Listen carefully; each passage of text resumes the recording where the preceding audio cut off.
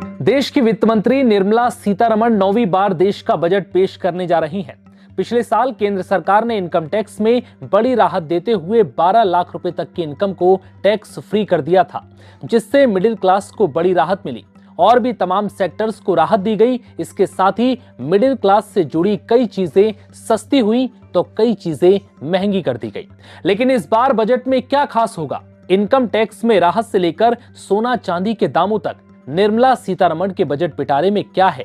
इस बार क्या सस्ता और क्या महंगा हो सकता है? आइए जानते हैं इस बजट से जुड़ी कुछ खास बातें। वैसे तो हर बार के बजट में हर किसी की निगाहें इनकम टैक्स में छूट पर होती हैं, लेकिन इस बार सरकार टैक्स में क्या कोई रियायत देगी या नहीं?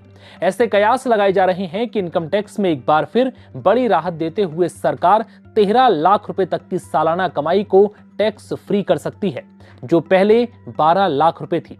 इनकम टैक्स की नई रिजीम में स्टैंडर्ड डिडक्शन 75,000 से बढ़ाकर 1 लाख रुपए तक किया जा सकता है। इससे सैलरीड लोगों की 13 लाख रुपए तक की इनकम टैक्स फ्री हो जाएगी। वहीं पीएम किसान योजना की राशि 6,000 रुपए से बढ़ाकर सालाना 9,000 रुपए की जा सकती है। बीते 3 साल से इसे बढ़ाने की बात हो रही है। वहीं सरकार नई ट्रेनें चलाकर 2030 तक रिजर्वेशन की वेटिंग लिस्ट खत्म करना चाहती है। ऐसे में 300 से ज्यादा अमृत भारत और वंदे भारत ट्रेनों का ऐलान हो सकता है। वहीं अब जानते हैं कि क्या सस्ता होगा और क्या महंगा हो सकता है। सबसे पहले बात करेंगे क्या सस्ता हो सकता है इस बजट में। घर, हेल्थ इंश्योरेंस, कैंसर की दवाइयां, स्मार्टफोन, टैबलेट, इलेक्ट्रिक वाहन, टीवी, फ्रिज और घरेलू इलेक्ट्रॉनिक्स आइटम सस्ते हो सकते हैं। अब इसके पीछे की वजह भी जान लीजिए। मोबाइल के स्पेयर पार्ट्स पर कस्टम ड्यूटी घटने से भारत में बने फोन सस्ते हो सकते हैं। होम लोन के ब्याज पर टैक्स छूट की सीमा 2 लाख रुपए से बढ़कर 5 लाख रुपए होने की उम्मीद है, जिससे घर खरीदना सस्ता हो सकता है।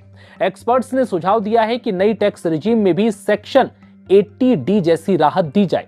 अगर इसे मंजूरी मिलती है तो खुद के और परिवार के हेल्थ प्रीमियम पर 25 से 30,000 और 50,000 तक की अतिरिक्त छूट मिल सकती है। ये कदम न केवल टैक्स बचाएगा बल्कि लोगों को बेहतर स्वास्थ्य सुरक्षा देने के लिए भी प्रोत्साहित करेगा। बैटरी बनाने वाले कच्चे माल पर टैक्स घटने से इलेक्ट्रिक स्कूटर और कारें सस्ती हो सकती हैं।